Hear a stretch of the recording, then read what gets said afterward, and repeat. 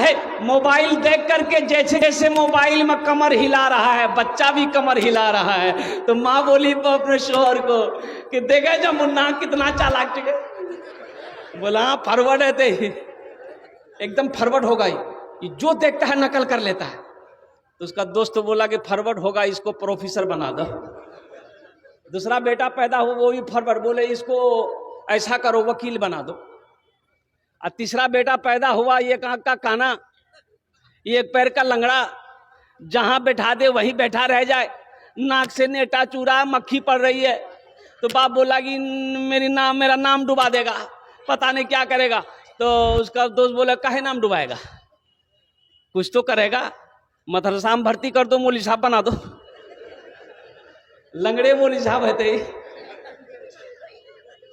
اب ذرا ایمانداری سے بچائیے گا. وقت گزرتا رہا, باپ کا انتقال ہو گیا, ایک بیٹا پروفیسر بن گیا, ایک بیٹا وکیل بن گیا, اور وہ لنگڑا بیٹا حافظ قرآن بن گیا. باپ کا انتقال ہو گیا, سارے لوگ جمع ہو گئے. تو جنازے کی نماز کون پڑھائے گا, وکیل صاحب پڑھائیں گے کہ پروفیسر صاحب پڑھائیں گے؟ کیا پڑھے تھے بولو نہیں. وکیل صاحب سے کسی نے کہا کہ وکیل صاحب جنازہ پڑھائیے. نو نو نو نو کہا نو 5,000 روپیہ 10,000 روپیہ مہینہ دے کر باپ انگلش میڈیم اسکول میں پڑھایا ہے, اب باپ مرا ہے جنازہ نہیں پڑھائے گا. بولے یہ میرا کام نہیں ہے. تو چلیے وکیل صاحب آپ بڑھیے, بہت انگریزی جھاڑتے ہیں آپ. بولے نہیں ہمارو کام نہیں جگہ. بولے پھر کون پڑھائے گا؟ بولے میرا ایک بھائی حافظ قرآن ہے نا, لنگڑا ہے, وہ پڑھائے گا. ہزاروں کے مجمع کو چیرتا ہوا وہی ناکارہ بیٹا, وہی بیکار بیٹا جس کو بیکار سمجھا گیا تھا, مدرسے میں ڈال دیا گیا تھا, وہی بچہ ہزاروں کے مجمع کو چیرتا ہوا آگے بڑھتا ہے, باپ کے جنازے کی نماز پڑھاتا ہے. اب بتاؤ بیٹا کون کام آیا؟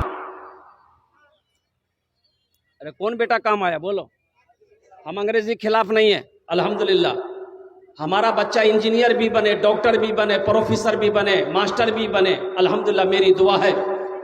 ہماری قوم کو ماسٹر کی بھی ضرورت ہے, پروفیسر کی بھی ضرورت ہے, وکیل کی بھی ضرورت ہے, انجینئر کی بھی ضرورت ہے, ڈاکٹر کی بھی ضرورت ہے, سائنسداں کی بھی ضرورت ہے. لیکن ساتھ ہی ساتھ دنیاوی پڑھائی کے چلتے قرآن کو نہ پڑھنا, دین کی پڑھائی کو نظر انداز کر دینا, یہ سب سے بڑی بے وقوفی اور جاہلیت ہے.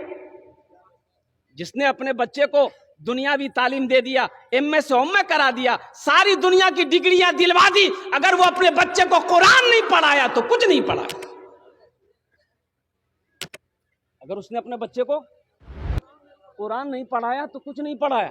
اگر اس نے اپنے بچے کو قرآن نہیں پڑھایا تو کچھ نہیں پڑھایا. افسوس کا مقام ہے میرے نوجوانوں, میرے بزرگوں, اللہ اکبر کبیرہ. ایسی کتاب کہاں ملے گی؟ نہ ایسی کتاب بنی آئے گی, نہ ایسی کتاب شروع قیامت تک آ سکتی ہے. اس کتاب کی کیا خوبی میں آپ کو بتاؤں کہ جس کتاب کو چھو لو چھونے کا ثواب مل جائے, جس کتاب کو دیکھ لو دیکھنے کا ثواب مل جائے, جس کتاب کو سنو تو سننے کا ثواب مل جائے, اور جس کتاب کو پڑھو تو پھر سونے پہ سہاگا ہے. پھر کیا کہنا, ایک حرف پہ 10 نیکی ملے گی.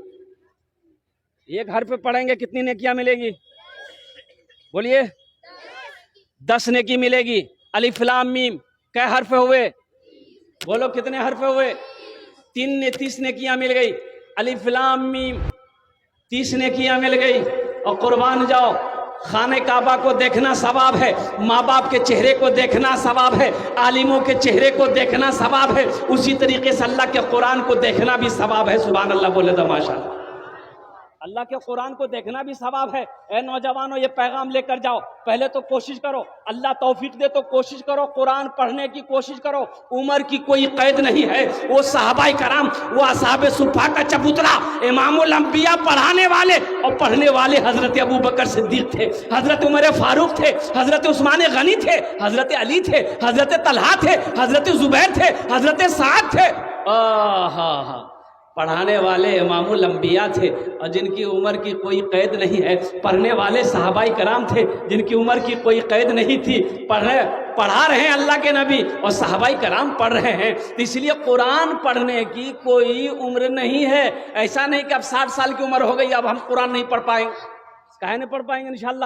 آپ کی لگن اگر اچھی ہے، محنت اگر آپ کریں گے، شوق اگر آپ کے دل میں ہے، محبت قرآن کی محبت اگر آپ کے دلوں کے اندر میں ہے، تو انشاءاللہ آپ مدرسہ فیض العلوم میں، شمس العلوم میں زیادہ نہیں، ہم کہتے ہیں 3 سے 6 مہینہ محنت کیجیے. آپ 10 منٹ روزانہ نکالیے، صرف 10 منٹ نکالیے.